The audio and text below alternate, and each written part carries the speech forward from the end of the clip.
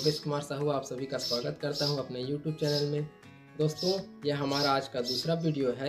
इससे पहले वीडियो में हमने जाना था कि विद्युत किसे कहते हैं, विद्युत को किस प्रकार उत्पन्न किया जा सकता है। हम विद्युत के कुछ कैरेक्टरिस्टिक के बारे में भी देखे थे, जिसको आपने खूब पसंद किया था, लाइक किया था और हमारे चैनल को सब्सक्राइब भी किया था।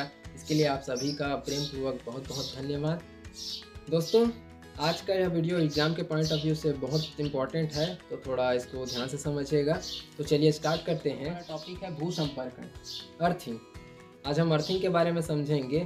तो प्रायः आपने घरों में प्रयुक्त होने वाले स्विच बोर्ड को देखा होगा, उसमें कुछ इस प्रकार की चीज़ें रहती है। इसमें से एक फेस होता है, एक न्यूट्रल होता है, बहुत से लोग इसको जानते हैं। और इसके साथ में ये ऊपर वाला जो होल होता है वो अर्थिंग के लिए होता है, जो कि सीधा पृथ्वी से कनेक्टेड होता है। ये बहुत इम्पॉर्टेंट है, जिसके कारण से हमको करंट नहीं लगता। फॉर एग्जांपल, ये जो इलेक्ट्रॉनिक डिवाइसें होती है, जैसे कि आपका पंखा है, आयरन है, इन सब में जो पिन होते हैं, ये वाला पिन एक फेस को दर्शाता है, एक फेस को दर्शाता है, एक न्यूट्रल को दर्शाता है, और एक होता है ये वाला अर्थिंग, जो कि डायरेक्ट इलेक्ट्रॉनिक डिवाइस के बॉडी से कनेक्टेड रहता है। चाहे वो कूलर हो, चाहे आयरन हो, इन सब के बॉडी से ये टच रहते हैं। ठीक है, तो क्या होता है, जैसे ही इस पिन को इसमें डालते हैं हम, इसमें एक फेस जा रहता है, एक न्यूट्रल, और ये अर्थिंग जो है सीधा उसका बॉडी जो है पृथ्वी से कनेक्टेड हो जाता है। तो होता ये है कि मान लीजिए किसी कारणवश तार टूट वगैरह जाता है, और इसका जो फेस होता है, ये जो फेस होता है वो किसी तरीके से बॉडी में टच हो जाता है, इलेक्ट्रॉनिक डिवाइस के बॉडी में, और उसमें करंट आने लगते हैं। तो वो जो करंट होता है वो अर्थिंग से होते हुए पृथ्वी में चला जाता है, जिसके कारण से मान लीजिए हम गलती से उस डिवाइस को टच कर देते हैं तो हमको करंट नहीं लगता है। और यदि ये अर्थिंग ना हो तो वह करंट फिर हमारे शरीर से होकर के अर्थ में जाता है, जिसके कारण से हमको झटका लगता है। तो इस कारण से झटके से बचने के लिए ये अर्थिंग बहुत इंपॉर्टेंट होता है। ठीक है, तो इसको नोट करते हैं, भूसंपर्कण को। क्या होता है भूसंपर्कण या अर्थिंग? तो इसको परिभाषित किस प्रकार से करेंगे? जब किसी आवेशित पदार्थ को चालक तार के द्वारा पृथ्वी से जोड़ दिया जाता है, तो आवेशित पदार्थ से आवेश चालक तार से होते हुए पृथ्वी में चला जाता है। इस प्रक्रिया को ही हम कहते हैं भूसंपर्कण। ठीक है, इसको नोट करते हैं।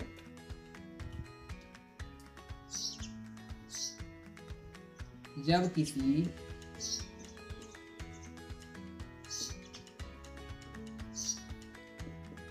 आवेशित पदार्थ को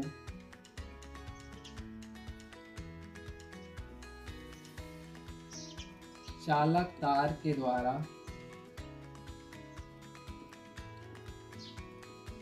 पृथ्वी से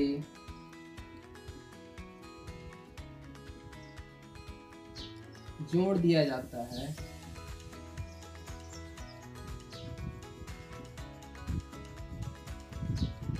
तो पदार्थ से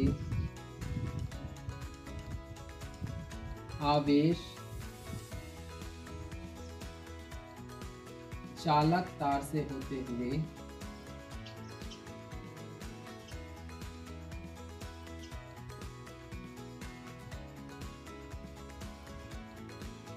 पृथ्वी में चला जाता है, पृथ्वी में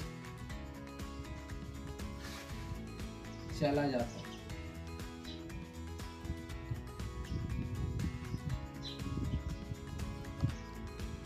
इसे ही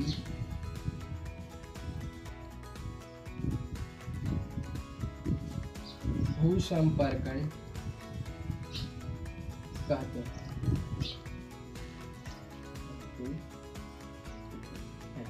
ठीक है, जब किसी आवेशित पदार्थ को चालक तार के द्वारा पृथ्वी से जोड़ दिया जाता है, तो पदार्थ से आवेश चालक तार से होते हुए पृथ्वी में चला जाता है।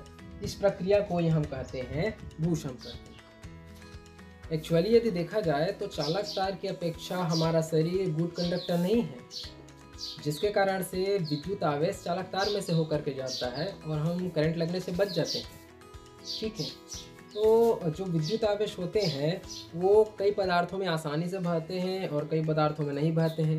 इस प्रकार उनकी चालकता के आधार पर हम पदार्थों को 3 प्रकार से कैटेगराइज करते हैं। एक होता है चालक। चालक वे पदार्थ होते हैं जिसमें विद्युत आवेश आसानी से बहते हैं, आसानी से चालन करते हैं। ऐसे पदार्थों को हम बोलते हैं चालक। जितने भी प्रकार के धातुएं होती है उसमें इन पदार्थों को हम चालक कहते हैं। तथा वे पदार्थ जिनमें विद्युत आवेश आसानी से नहीं बहते हैं या बिल्कुल बहते ही नहीं है, ऐसे पदार्थों को कहा जाता है कुचालक। ठीक है, जैसे कि लकड़ी, कांच, ये सब चीज़ें कुचालक कहलाती है। और एक होता है अर्धचालक। अर्धचालक वे पदार्थ होते हैं जिनकी चालकता चालक और कुचालक के मध्य होती है।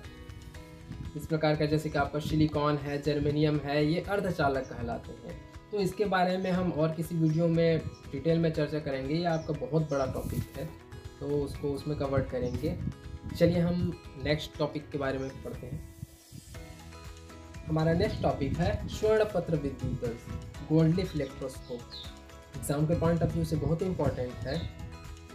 तो किसी भी पदार्थ में आवेश की उपस्थिति का पता किस प्रकार से लगाया जाता है, इसके लिए है ना हमारे पास छोटा पैकेट बड़ा धमाका, स्वर्णपत्र विद्युत दर्शी।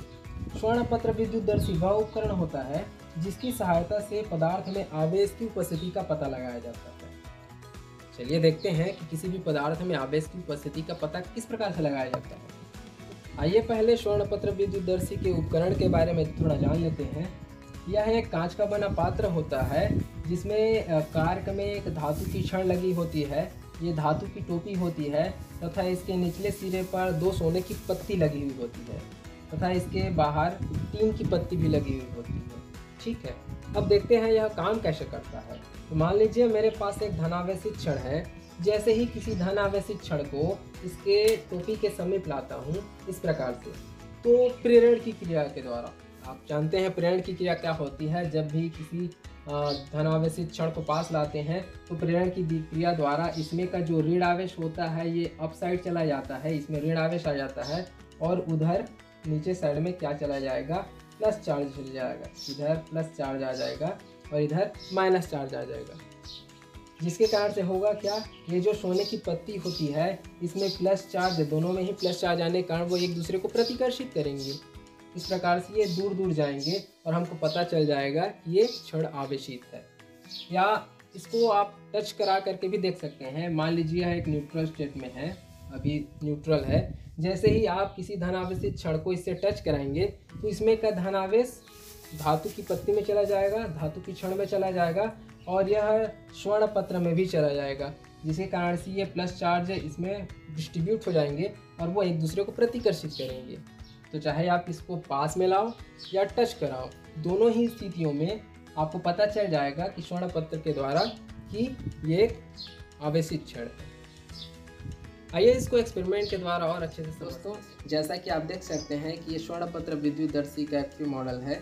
इसमें एक धातु की छड़ के जगह पर कील लगी हुई है तथा स्वर्णपत्र के जगह पर 2 मैंने कागज के फाइल लगाए हुए हैं और ये एक कांच के पात्र में रखा जाता है जिससे कि हवा के कारण कोई इसमें इफेक्ट्स ना हो।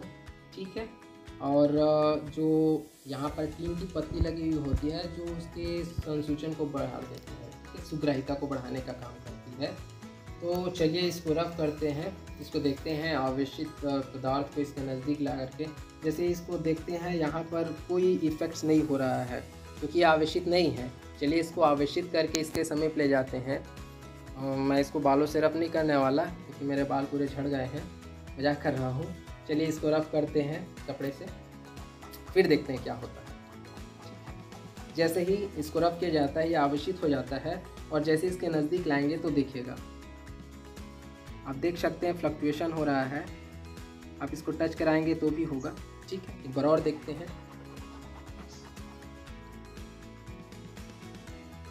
देखा किस प्रकार से हो रहा है। तो इस प्रकार से इसमें फ्लक्चुएशन होते हैं। स्वर्णपत्र में और अच्छे से होता है, बहुत कम चार्ज पर, इसलिए स्वर्णपत्र का यूज़ किया जाता है। ठीक, तो दोस्तों अब आप समझ ही गए होंगे कि करंट लगने पर हमारे बाल खड़े क्यों हो जाते हैं। एक चीज़ बार बार उपयोग में आ रही थी जिसे हम भूल गए थे, आइए उसे भी नोट कर लेते हैं। विद्युत आवेश। वैद्युत आवेश इलेक्ट्रिक चार्ज किसे कहते हैं? तो वैद्युत आवेश कुछ नया नहीं है। वैद्युत आवेश वह भौतिक राशि होती है जिसे अर्जित कर लेने पर कोई भी पदार्थ विद्युन्मय हो जाता है। आपने देखा था कि कोई भी पदार्थ होता है, रब करने पर उसमें हल्की वस्तुओं को आकर्षित करने का गुण आ जाता है, वो पदार्थ विद्युन्मय हो जाता है। वो कौन सी प्रॉपर्टी होती है जिसके कारण से यह विद्युन्मय हुआ? वही कहलाता है विद्युत आवेश। विद्युत आवेश के कारण इसमें गुण आता है और वो हल्की वस्तुओं को आकर्षित करता है।